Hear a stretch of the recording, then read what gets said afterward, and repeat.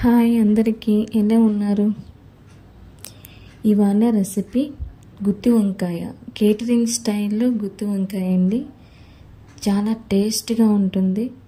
ఈజీగా ఇంట్లోనే చాలా సింపుల్గా తయారు చేసుకోవచ్చు, అచ్చం కేటరింగ్ స్టైల్ లాగా. ఇప్పుడు తయారీ విధానం చూద్దాం.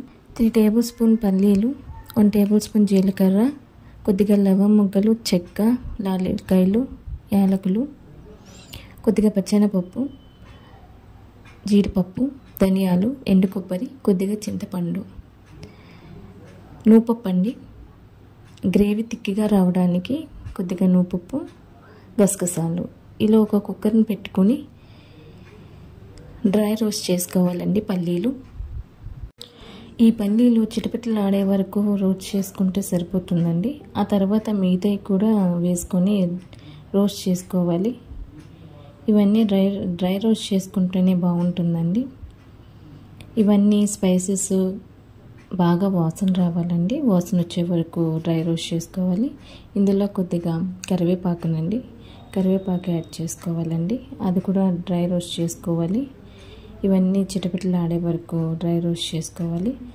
ఇప్పుడు కొద్దిగా నూపప్పు, 1 స్పూన్ నూపప్పు, 1 స్పూన్ గసగసాలు. ఇవి కొద్దిగా చిటపిటలు ఆడితే సరిపోతుందండి. ఎక్కువేం రోస్ట్ చేయాల్సిన అవసరం లేదు. ఇలా మీడియం ఫ్లేమ్లో నిదానంగా రోస్ట్ చేసుకోవాలి. ఏవి మాడకుండా ఉండాలండి. మాడితే మళ్ళీ గ్రేవీ టేస్ట్ మారిపోతుంది. సో చూసుకొని నిదానంగా రోస్ట్ చేసుకోవాలి. ఇవి ఒక మిక్సీ జార్లో వేసుకొని అందులో 1 tablespoon ginger garlic paste, 1 spoon salt, 1/2 spoon పసుపు, 1 స్పూన్ కారం వేసుకోవాలి. కారం మీ స్పైస్ బట్టి వేసుకోవాలండి. మిక్సీ పట్టుకోవాలి. గుత్తి వంకాయలండి. గుత్తి వంకాయ కర్రీకి ఈ నల్ల వంకాయలు అయితే బాగుంటాయండి. అన్నీ ఒకే సైజులో తీసుకోవాలి. ఇవి ఇలా కట్ చేసుకోవాలి, 4 ముక్కలా వచ్చేలాగా.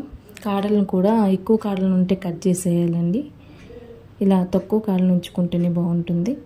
ఇవి ఒక గిన్నెలో నీళ్లు పోసుకొని కొద్దిగా సాల్ట్ వేసుకుని కడుక్కోవాలి.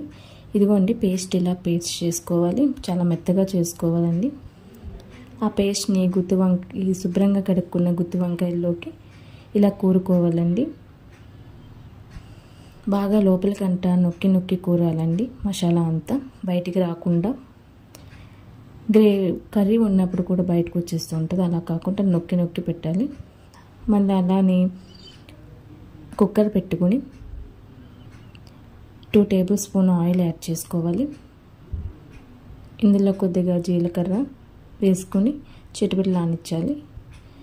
ఒక ఆనియన్ అండి, ఒక ఆనియన్ని ఇలా చిన్న ముక్కల కింద కట్ చేసుకొని వేసుకోవాలి. ఇవన్నీ మసాలా పెట్టినవండి, ఇవి కూడా యాడ్ చేసుకోవాలి. ఈ వంకాయ ముక్కలు కూడా మగ్గనివ్వాలి.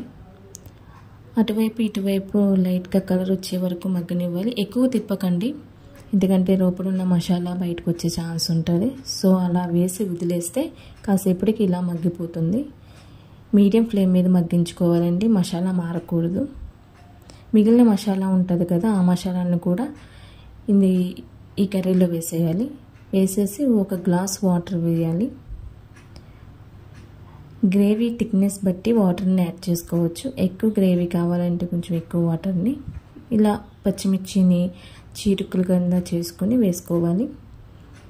ఇలా వాటర్ యాడ్ చేసుకొని కొంచెం కదుపుతూ, ఎక్కువ కదపకూడదండి, మళ్ళీ ముక్కలు విడిపోతాయి. గుత్తి వంకాయ ముక్కలు లైట్గా అటు ఇటు కదిపి కుక్కర్ని విజిల్ పెట్టాలండి.